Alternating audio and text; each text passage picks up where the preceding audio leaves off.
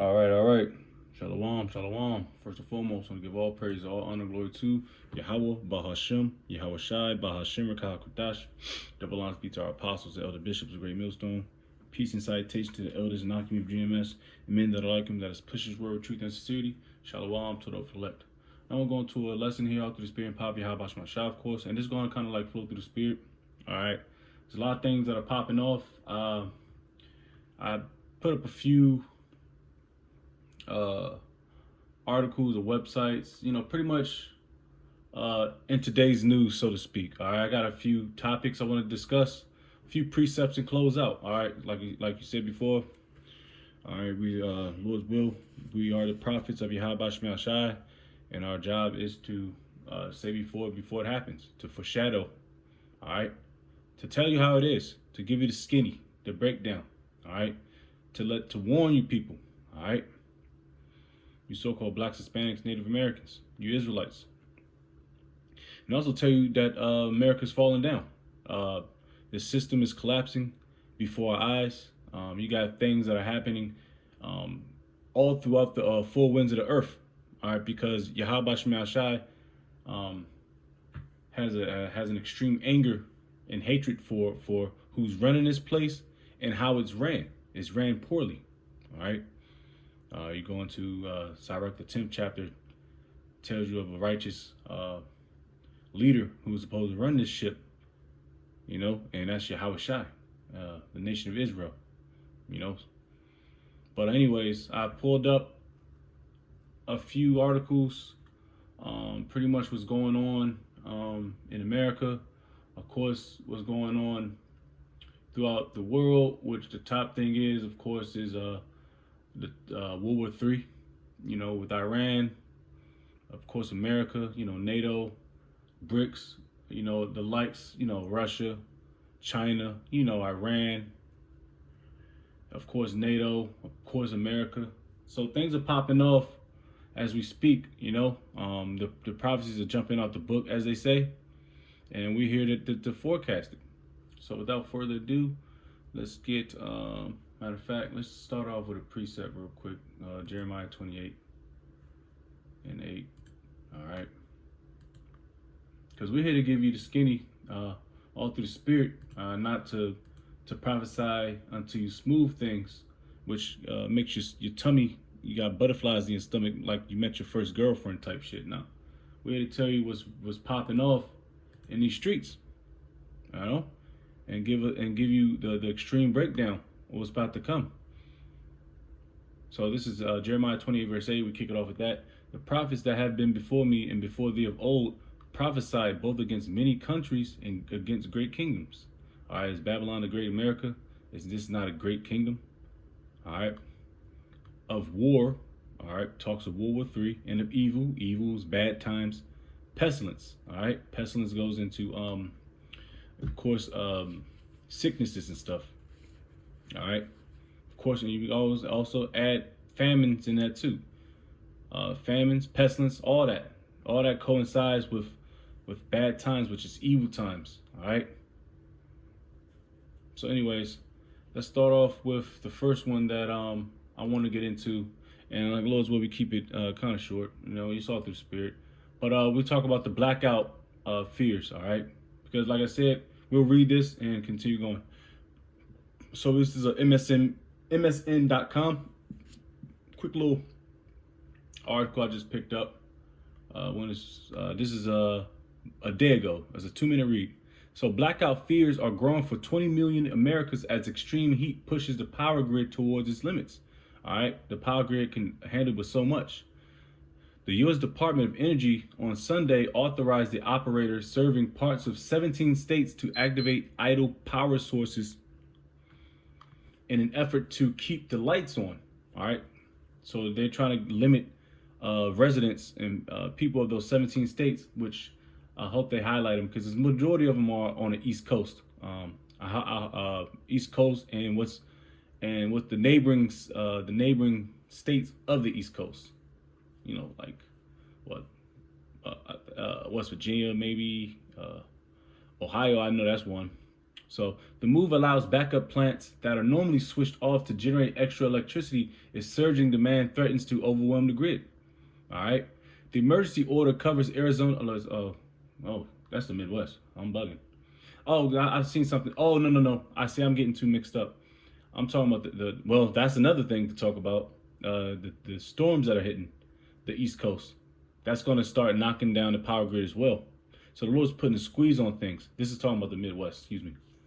The emergency order covers Arizona, Arkansas, Colorado, Iowa, Kansas, Louisiana, Minnesota, Missouri, Montana, Nebraska, New Mexico, North Dakota, Oklahoma, South Dakota, Texas, Utah, Wyoming. And these are hotbeds. And a lot of these states, especially the Midwest, like Missouri, Nebraska, Oklahoma,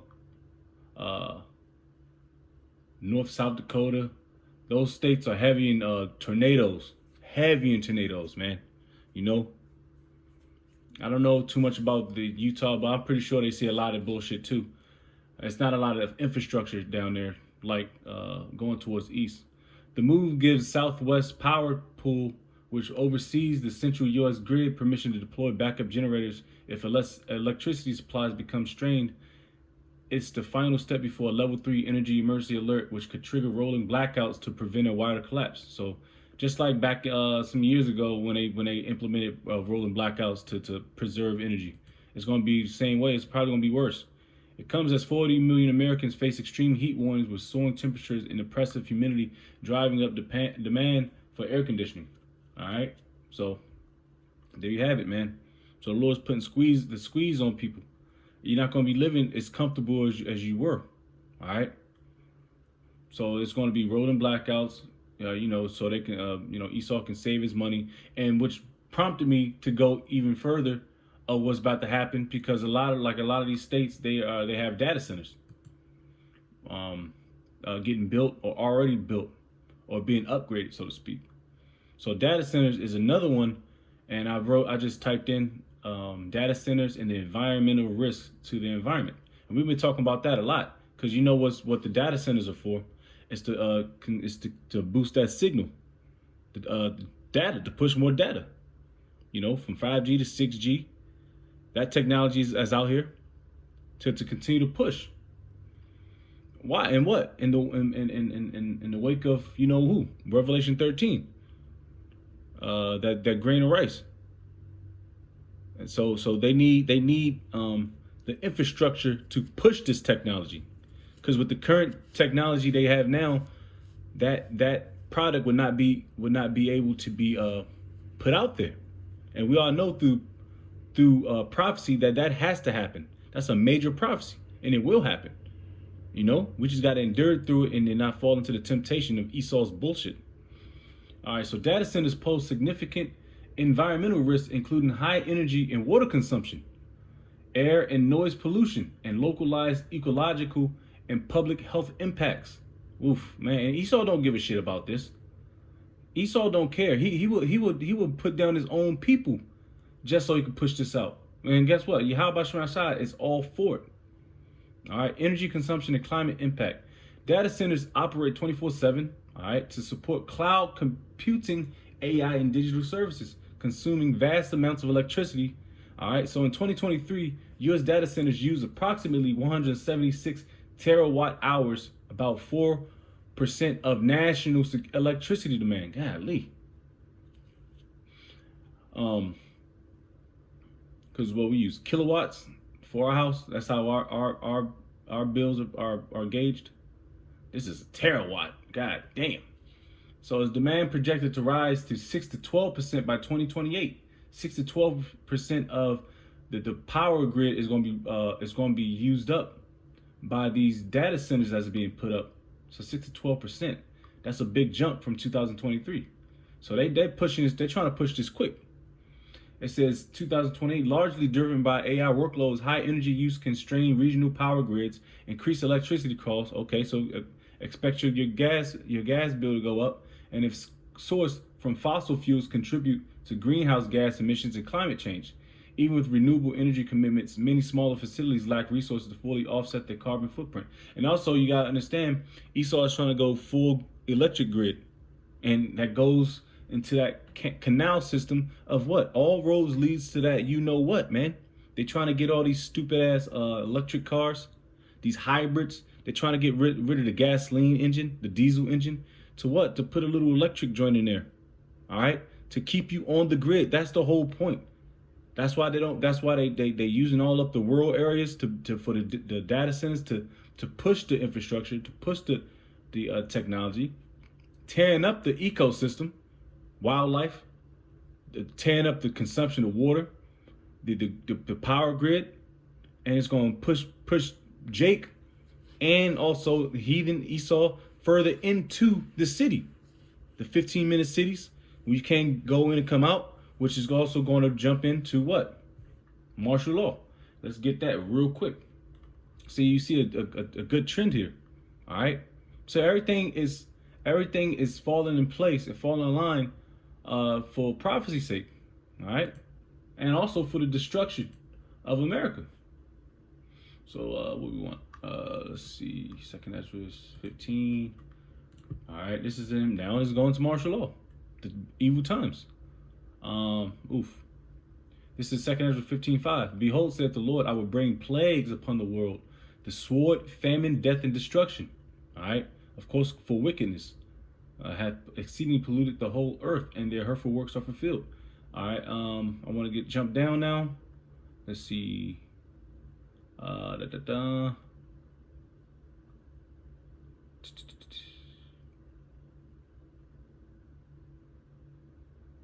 Salakia.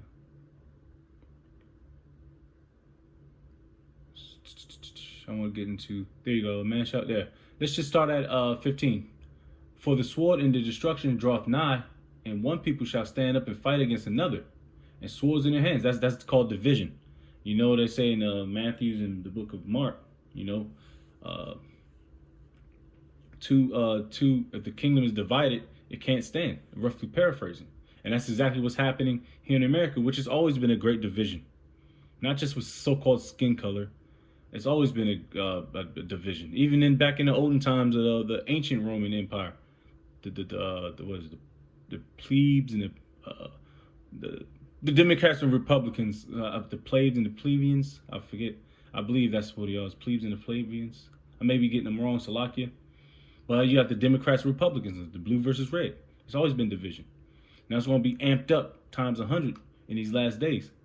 It says, for there shall be sedition among men and invading one another. They shall not regard their kings nor princes, and the course of their actions shall stand in their power. The modern day kings and princes are your congressmen, your senators, your presidents, you know, your chief of police, you know, those small mountains that hold up this bullshit ass system.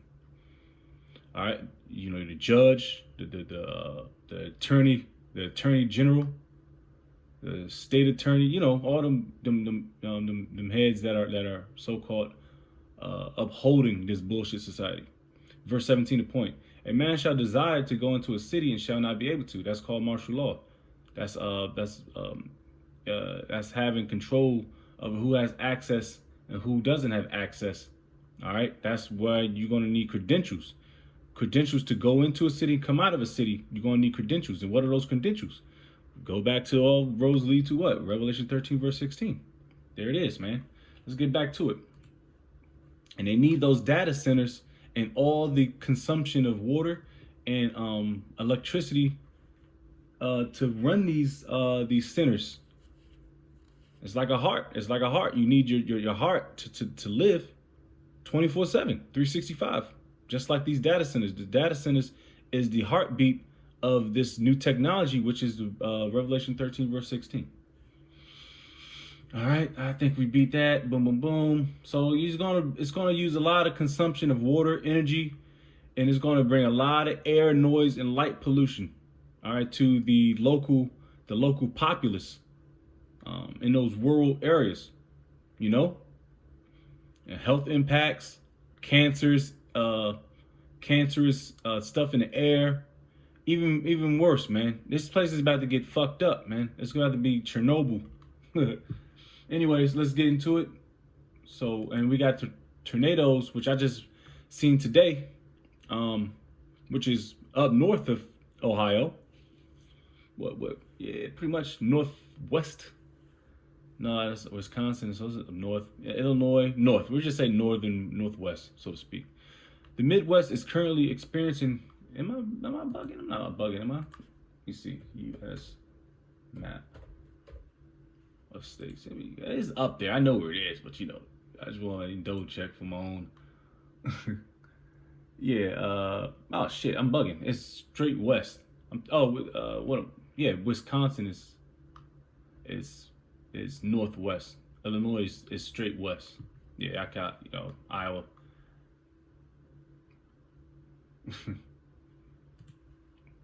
All right, anyways, the Midwest is currently experiencing a severe tornado outbreak with multiple confirmed tornadoes causing widespread damage, power outages, and flooding across states like Wisconsin, Illinois, and Indiana.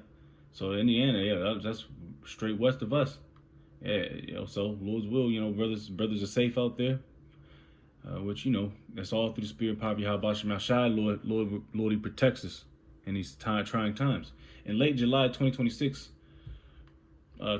Wisconsin and Illinois were hit by powerful tornadoes, including an EF3 tornado in Menasha and Appleton, Wisconsin, with peak winds around 140 miles per hour, leveling homes and leaving over 200,000 people without power.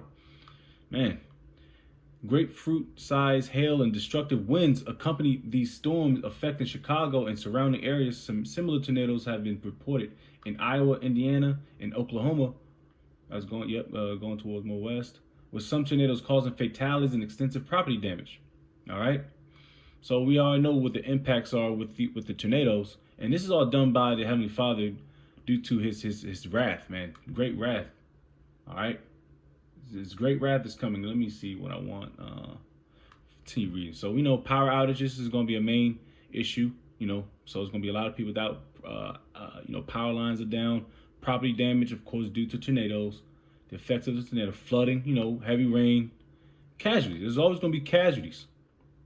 Soon there's going to be so many casualties in the very near future that you ain't going to be able to pick them up. Let's get Second Ezra 16. It's going to be real bad. And I got the definition of lamenting. All right, we got the book of Lamentations, in our scriptures, for the children of Israel, 12 tribes. We went through a lot of, we're still lamenting to this day. All right, this is Second Ezra chapter 16 and 18. The beginning of sorrows and great mournings. The beginning of famine and great death. The beginning of wars. World War III again. And the power shall stand in fear.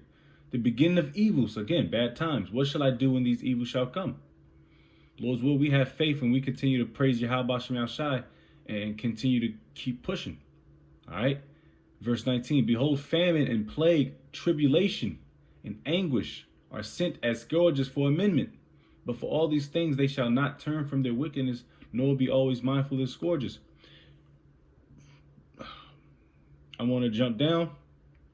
22. For many of them that dwell upon earth shall perish of famine, and the other that escape the hunger shall the sword destroy. Now the Lord can use, of course, He's going to use Esau for the destruction. Of course, the missiles.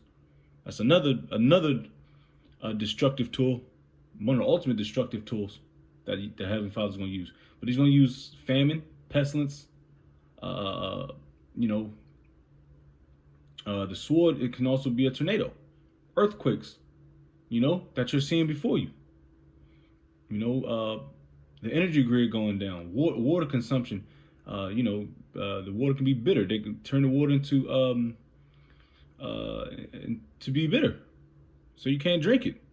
And those water, the water system, how they filtrate the water system. If you watch some YouTube videos, how they do it is pretty intricate. All right, it's very. But you're drinking shit water, dirty shower water, tampon use up water, dead body water. You're drinking that, using that. That's disgusting. And they clean that water up and it's recycled. But when there's no electric, no power grid, then those things shut down. That use a lot of consumption. See, America is just a big consumer-based, consumption-based infrastructure in itself, man. It sucks up all the energy of the earth. And Esau's so greedy. He's a greedy bastard. He goes to other countries and take their resources before utilizing their own reserves. How about that? They got oil reserves in Texas. Oil reserves, I'm pretty sure if I look it up, I can see. Gulf of Mexico, stuff like that. But they rather go into the so-called Middle East and take that shit, you know? Because because like I said, the earth is given to the hands of the wicked. And you see it to this day. So I got the definition of lamenting, because people want to start lamenting. Simple, look up. This is lament. Mourn, a person's loss or death. All right, mourn, sorrows. Those all those words that was in that precept in 2 Ezra 16. So it's going to be a lot of lamenting. All right, but it's not going to be a lot of people picking up dead bodies when shit start really popping off. People ain't gonna have time to do it. They're gonna be fending for themselves. There ain't gonna be no damn get Auntie May, get her a casket, get her a headstone, make sure she got her favorite church outfit on. No, there's no time for that. You know, things are speeding up quickly. All right, let's get into that. So we got the tornadoes. It's tearing up, tearing shit up. Lord's will, brothers and sisters and the households, Lord's will, we're protected through the Spirit. All right, now we're go into World War III. What's going on? What's popping off geopolitically, so to speak. So this is Stars and Stripes. I'm pretty familiar with this website. So it says U.S. troops casualties in Iran war surpassed 600 as fighting pauses. And we've seen those 4 troops. They say about 17 people was confirmed, but they always pulled up like the four soldiers, army soldiers that was put down. A couple females, I think a couple males. A couple. I think it was a couple Israelite northern tribe shorties that was put down. But that's what they say. But now it's talking about 600 casualties. So the number of U.S. service members wounded and this is posted as of July 27, 2026. So yesterday. It says the number of U.S. service members wounded in the war with Iran has surpassed 600 according to the latest figures posted to the Pentagon's casualty tracking database. So this is pretty much accurate. If I mean, as much as you can, because the Pentagon, they track a lot of this stuff. DOD. The updated casualty figures come as U.S. forces have gone 3 consecutive days without reporting strikes on Iran following nearly 2 weeks of sustained fighting over the Straits of Hormuz. Pentagon spokesman Sean Parnell said last week that nearly 100 service members had been wounded in the retaliatory attack since July 7th. That number is now 207, with the majority of injuries coming from the Army, according to the Defense Casualty Analysis System. So ground troops. The Pentagon also appears to be separating Iran war-related casualties into 2 categories: Operation Epic Fury and overseas operations, which began July 7th. Combined, the 2 operations account for 624 wounded service members. 18 U.S. service members have been killed in the war, 4 of them who died in the weeks since armed combat resumed following the collapse of a tentative ceasefire. That's talking about those 4 troops we were talking about. The new operation began the same day President Donald Trump informed Congress that the nation was once again at war with Iran, a move the administration says restarted the 60-day clock that allows president to use the military without congressional approval. So he can push that goddamn red button. Now, he has the power to do that without congressional approval. U.S. Central Command on Friday halted its attacks on Iran after 13 consecutive days of strikes, targeting Iranian air defenses, of course, coastal surveillance sites, and drone and missile storage facilities, which is all tactical. That's very tactical. Of course, you want to hit their supply lines, you want to hit their oil infrastructures, the major facilities. Now, what it just said, and bullshit hoax, just like that hoax, that bullshit hoax of Pearl Harbor, when they went on that mission to go to Japan and try to destroy their reserves. It's all a hoax, just so they can drop big boy, little boy. Hey, they all play on the same team at the end of the day, man. U.S. Ambassador to the United Nations Mike Waltz said Sunday that the strikes were on hold to allow for diplomatic discussions to progress. What the president is doing right now, as we've seen all along, is giving some talk space, he told NBC's Meet the Press. Like I said, it's all jargon, it's all bullshit. I'm not gonna read all of it. But like I said, we are in the times of World War III. So guess what? World War III. When World War III comes, that means the draft is gonna come. So let's get a quick precept out of Revelation, of course, because we are in those times, man. So can't say we didn't tell you. What do we want? What's Revelation? See 8. I believe it's 8:2.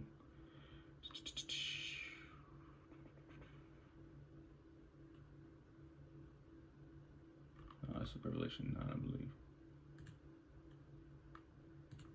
I always get the Revelation 8:11. There's another precept in there. Yeah, in this one. Revelation chapter 9. Revelation chapter 9, verse 12. One woe is past, and behold, there come two woes more hereafter. Now, Revelation 9 is talking about World War One. All right, and then you go into World War Two. So this is talking about World War One in Revelation 9th chapter. All right, it's a good breakdown. But anyways, like I said, one woe is past, and that happened early 1900s, 1914, what's 1919, the 5 months in Revelation 9, verse 10, and they had tails like unto scorpions, which is talking about the fighter planes, and there were stings in their tails, and their power was to hurt 5 months. All right, so fighter planes, stings, tails. That's talking about their machine guns, the tail gunners. All right, men 5 months. 5 months represents 5 years. 1914, 1919.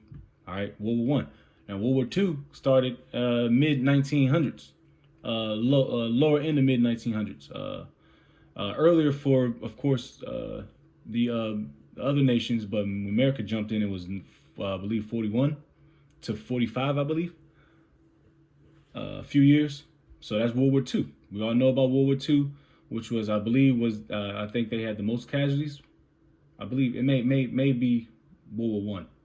Either or, it was a lot of millions and millions of casualties. A lot of Edomites died. A lot of Jacobs died in these wars. Hereafter, the third woe. Now it's 2026. Do the math. 80 to 100 years later, so to speak. Do the math. I'm not that good with math right now. I don't feel like thinking. Now we're talking about World War III in 2026, which is already pretty much started. Here in the Valley of Jehoshaphat. Let me get that real quick.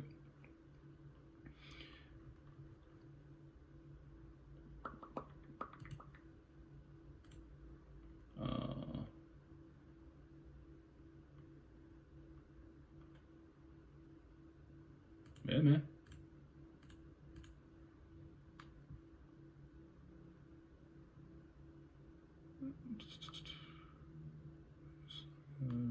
Let's see.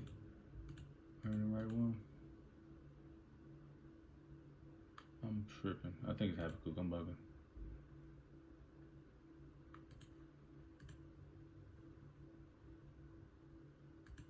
Come on, man.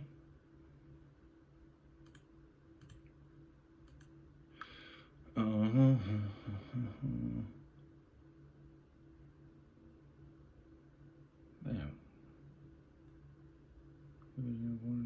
Oh, you know, I'll read this anyway. Habakkuk 2:2. And the Lord Yahweh answered me and said, write the vision, make it plain upon tables, that he may run that readeth it. For the vision is yet for an appointed time, but at the end it shall speak. And what is speaking? The prophecies. I really want this, but I've seen it and I'm looking for it. I know it's in Joel. I'm you know, it's getting a little late. For the vision is yet for an appointed time. An appointed time, what's that appointed time? The time is now. But at the end it shall speak and not lie. Though it tarry, wait for it, because it will surely come. It will not tarry. All right.